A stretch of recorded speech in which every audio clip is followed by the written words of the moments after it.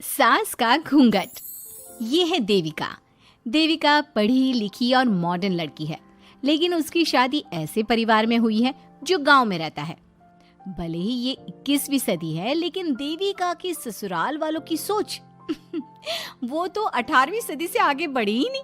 आइए जानते हैं क्या होगा जब शहर की पढ़ी लिखी और मॉडर्न लड़की फंस जाएगी संकीर्ण मानसिकता वाले माहौल में। सागर, ये तुम्हारे गांव में सबने इतने लंबे लंबे घूंघट क्यों कर रखे हैं? और ये सब मुझे इतना घूर घूर कर क्यों देख रहे हैं? अरे यार, तुम भी घूंघट कर लो ना, इसीलिए तो देख रहे हैं सब तुम्हें। कम ऑन सागर, मैं घूंघट नहीं कर सकती। तुम्हें पता है ना मैं कौन हूँ। लेकिन देविका, मेरे पिताजी, चाचा जी, बड़े भैया और जीजा जी ने तुम्हें बिना घूंघट के देख लिया ना तो बहुत गुस्सा होंगे और न जाने कौन कौन से फरमान सुनाएंगे। घर चलो, देखा जाएगा जो होगा।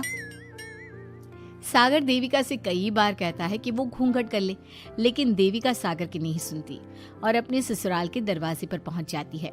जब देविका वहां पहुंचती है तो देखती है कि उसकी सास बिमला, चाची सास कम्मो और जेठानी सुजाता ने लंबा सा घूंघट कर रखा था, पर उनकी ननद वीना ने घूंघट नहीं किया हुआ था। लेकिन हाँ, उसने सर पर सलीकी के साथ दुपट्टा जरूर ओढ़ा हुआ था।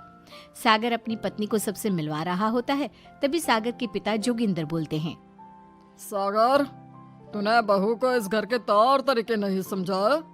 हमारे घर की औरतें बिना घूंघट के किसी पर आए मर्द के सामने नहीं आती और तू इसे ऐसे ही ले आया।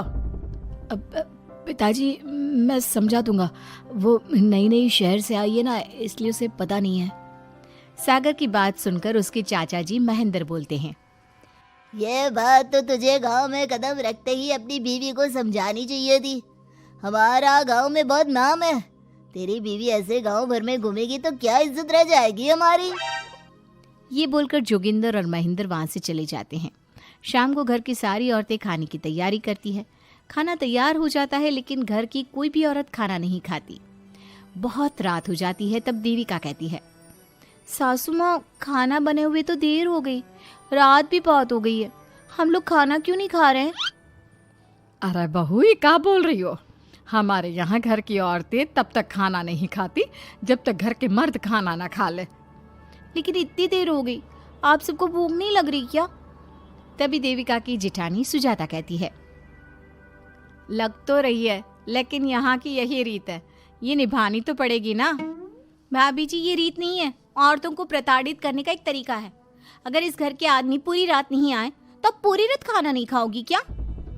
देविका ये बोलकर सीधा सागर के पास जाती है। सागर उसे समझाता है, देविका, यहाँ ऐसा ही होता है, तुम थोड़ा सब्र कर लो, पिताजी और चाचा जी आते ही होंगे, फिर हम सब खाना खाएंगे। सागर देविका को समझा ही रहा था, तभी देविका की ननद वीना आकर कहती है, सागर, खाना खाने आ जाओ, पिताजी और चाचा जी आ गए हैं। चलो देविका, तुम्हारा इंतजार खत्म हुआ। सागर खाने के लिए बैठ जाता है। जब सब खाना खाने बैठते हैं तो देविका भी बैठ जाती है। सागर धीरे से उसे कहता है, अरे देविका, ये क्या कर रही हो? तुम इस तरह हमारे साथ खाना नहीं खा सकती। मगर क्यों सागर, मुझे भूख लगी है, सब लोग खा रहे हैं तो मैं क्यों नहीं खा सकती? ये हमारे घर का नियम है, पहले घर के आदमी खाते हैं और बाद में औरतें। लेकिन सागर, हमारे घर में तो ऐसा कोई नियम नहीं है। देविका और सागर में बहस छिड़ जाती है। तब सागर का बड़ा भाई कहता है, सागर, तेरी बीवी को एक बार में समझ में नहीं आता क्या कि इस घर की औरतें मर्दों के खाना खाने के बाद ही खाना खा सकती है? भैया, मैं देविका को यही समझा रहा था। मुझे तो लग रहा है कि इसके दिमाग में कोई बात ही नहीं बैठती एक बार में। भैया, मेरे दिमाग में बात तब बैठेगी ना जब आपकी बात कोई ढंग की होगी। अरे आखिर क्यों घर की औरतों को आप लोगों की बात खाना मिलेगा? हाँ, अब से पहले घर की किसी औरत ने घर की किसी मर्द से इस लहजे में बात नहीं की थी, इसलिए वो सब देविका की बात सुनकर हैरान रह गए। तभी सागर की जीजा और वीना के पति कल्याण जी कहते हैं, ये क्या है सागर, इस घर की दीवारों को औरतों की इतनी ऊंची आवाज सुनने की आदत नहीं है। अपनी बीवी को बोल जरा होश से काम ले और चुपचाप चली जाए। क्यों चली जाऊं मैं चुपचाप? इस घर की औरतें आपकी हर बात बर्दाश्त कर लेंगी, लेकिन मैं शहर की पढ़ी लिखी लड़की हूँ। आपके कोई भी फालतू के रीति रिवाज मैं नहीं बर्दाश्त करने वाली। इस तरह देविका ने सारे घर की औरतों के लिए मिसाल पैदा कर दी जोगिंदर के घर में पहली बार किसी महिला ने विरोध का स्वर उठाया है, ये बात घर के किसी मर्द को बर्दाश्त नहीं हो रही है। तभी जोगिंदर कहता है, महेंद्र, मोहन, इस बेशर्म लड़की को कमरे में बंद कर दो और आज इसे कोई खाना नहीं देगा।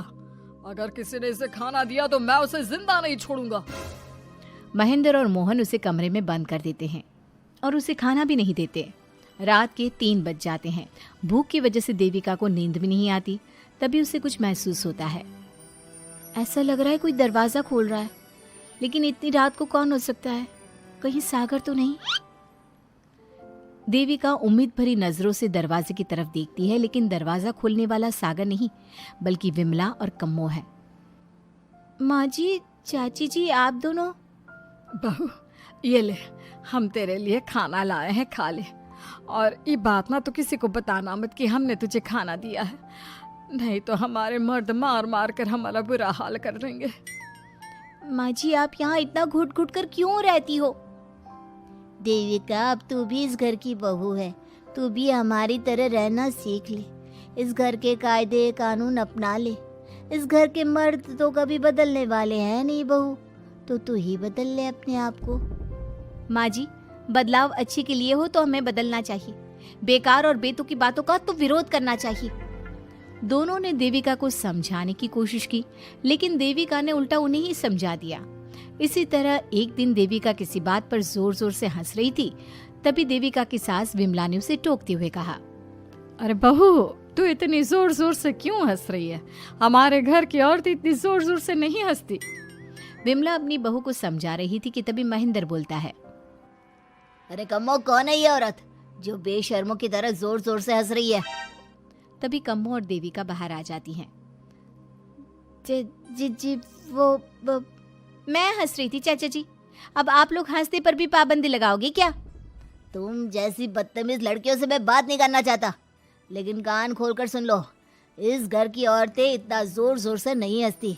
और हाँ, तुम्हें पहले ही बता चुके हैं कि इस घर की दीवारों को औरतों की तेज आवाज सुनने की आदत नहीं है। इस घर की दीवारों को आदमियों की ऊंची आवाज सुनने की आदत है, लेकिन औरतों की नहीं। चाचा जी, आपके घर की दीवारें तो बहुत दोगली है। हर पाबंदी औरतों के लिए क्यों चाचा जी? औरतें ये नहीं कर सकती, औरतें वो नहीं कर सकती। औरतें सांस ले सकती है या उस पर भी पाबंदी है? चुप हो जाना बहू, मत बोल और घूंघट कर ले। ये तेरे चाचा ससुर है, थोड़ा तो लिहाज कर। कम्मो के समझाने पर भी देविका चुप नहीं होती। वो महेंद्र से ऐसे ऐसे सवाल पूछती है जिनका जवाब उसके पास होता ही नहीं। महेंद्र गुस्से से सागर को आवाज देता है। महेंद्र की आवाज सुनकर घर के सभी आदमी बाहर आ जाते हैं। जी चाचा जी, आपने बुलाया? अपनी मुंह जोर बीवी को यहाँ से ले जाने तो कुछ अनर्थ हो जाएगा। क्या हुआ चाचा जी? तेरी बीवी जिस तरह से मुझसे बात कर रही है, छोटे बड़े की तमीज नहीं है इसे। कम से कम 7 दिन तक ये कमरे से बाहर नहीं निकलनी चाहिए। अगर इसे मैंने कमरे से बाहर देख लिया तो किसी की खैर नहीं, समझे? पर मैंने कुछ गलत नहीं बोला। सागर, जो सच है मैंने वही कहा है। देविका, चलो मेरे साथ। लेकिन सागर, मेरी बात तो सुनो। सागर देविका को वहां से ले जाता है। इसी तरह से कई दिन बीत गए। अब देविका अपने ससुराल में हर गलत बात का विरोध करने लगी, लेकिन जितना ज्यादा वो विरोध करती, उसके ससुराल वाले उस पर उतना ही ज्यादा अत्याचार करते। अब देखना यह है कि देविका अपने ससुराल वालों के अत्याचार को यूं ही सहती रहेगी। क्या उसके ससुराल में घूंघट में औरतों का दम इसी तरह घुटता रहेगा? अगर आप इन सवालों के जवाब जानना चाहते हैं ना, तो हमें कमेंट करके ज़रूर बताइएगा। और हमारी स्टोरी को लाइक, शेयर और चैनल को सब्सक्राइब करना ना भूलें।